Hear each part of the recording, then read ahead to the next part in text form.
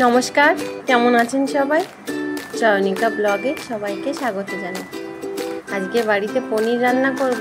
পনিরটা ছিল প্রায় 4-5 দিন হয়ে গেছে ফ্রিজের মধ্যে, রান্না করাই হচ্ছিল না। ওই জন্য আজকে আর দেরি করব না, পরে আরও নষ্ট হয়ে যাবে। ডিপ ফ্রিজ করে রেখেছিলাম। তো পোস্ত আর কাজুটা প্রথমে আমি একটু গুঁড়ো করে নিয়েছি শুকনো করে, তারপর কিশমিশ আর ওই 2টো কাঁচা লঙ্কা দিলাম। ঝাল খাওয়ার লোক তো বাড়িতে খুব কম, ওই জন্য যারা একটু ঝাল বেশি খায় তারা বেশি করে দিলেই হয়। সব কিছু একসঙ্গে দিয়ে আর কিছু অল্প পরিমাণে আদার কুচি, মানে আদাটা কুচি করে একসঙ্গে বেটে নিয়েছি। আর এদিকে পনিরগুলো ছোট্ট ছোট্ট পিস করে কেটেছি, ডিপ ফ্রিজে রেখে দিয়েছিলাম। কয়েকদিন ধরে মাছ মাংস খেতে খেতে এইগুলো রয়ে গেছে, বের করাও হয়নি। হঠাৎ আজকে চোখে পড়েছে যে ফ্রিজের কোনায় পনিরটা ঠিক রয়ে গেছে, ওই জন্য ছোট ছোট করেই কেটেছি। আর একটু বড় করতে গেলে হয়তো ভেঙেই যেত। তো সর্ষের তেলে রান্না করলাম। সাদা তেলে রান্না করলেও হয়, কিন্তু সাদা তেলটা আমার শাশুড়ি মায়ের আবার অসুবিধা, ওনার খাওয়ার নিষেধ আছে। ওই জন্য সর্ষের তেলে হালকা নুন হলুদ দিয়ে পনিরটাকে আগে ভেজে নিই। এদিকে বাইরে ঝমঝম করে বৃষ্টিটাও নেমে পড়েছে। হঠাৎ করে এই বৃষ্টিটা চলে এলো।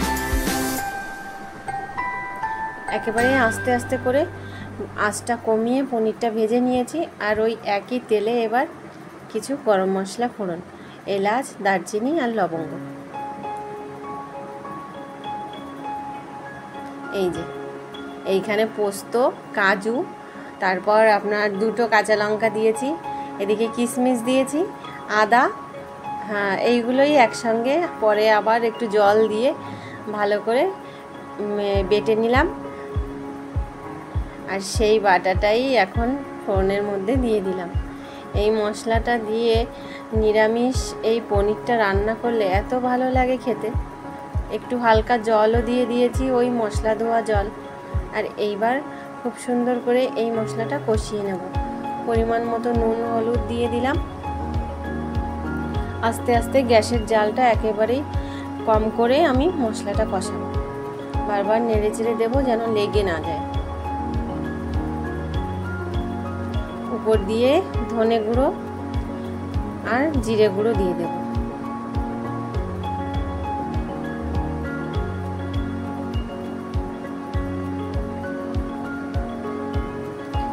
যেহেতু আমি আজকে কিশমিশটা দিয়েছি, তো কিশমিশ দিলে একটু মিষ্টি মিষ্টিই লাগে, ওই জন্য চিনির পরিমাণটা একেবারেই কম দিলাম, সামান্য পরিমাণ চিনি দিলাম।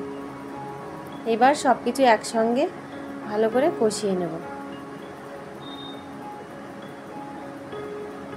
আর এদিকে মশলাটা কষাতে কষাতে একটু টক দই, অল্প পরিমাণ, খুব বেশি নয়, টক দই ফেটিয়ে নিয়েছি, টক দইটাও একসঙ্গে দিয়ে দিলাম। এখানে দুধ থাকলে দুধও দেওয়া যেতে পারে, আমি টক দইটা দিলাম। দিয়ে ভালো করে এইবার কষিয়ে নেব। দেখুন টক দইটা দেওয়ার পরে কিন্তু রঙটা আস্তে আস্তে আরও খুব সুন্দর হয়ে আসছে আর কি।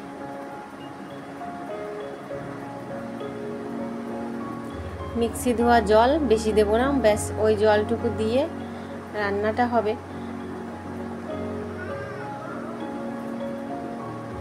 খানিকক্ষণ জাল করে খুব সুন্দর করে আমি ঝোলটা ফুটিয়ে নিয়েছি। এইবার ভেজে রাখা পনিরগুলো সব এক এক করে ওর মধ্যে দিয়ে দেবো।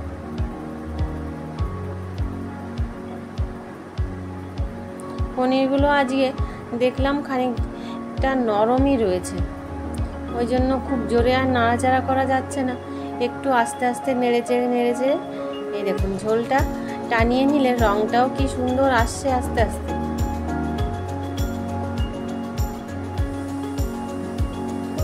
যে কোনো নিরামিষ দিনে এই রকম রান্না কিন্তু আমিষকেও হার মানিয়ে দেয়।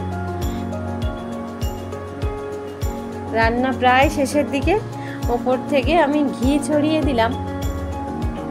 আর দিয়ে দেব সামান্য, বেশি নয়, সামান্য পরিমাণে গরম মশলা গুঁড়ো।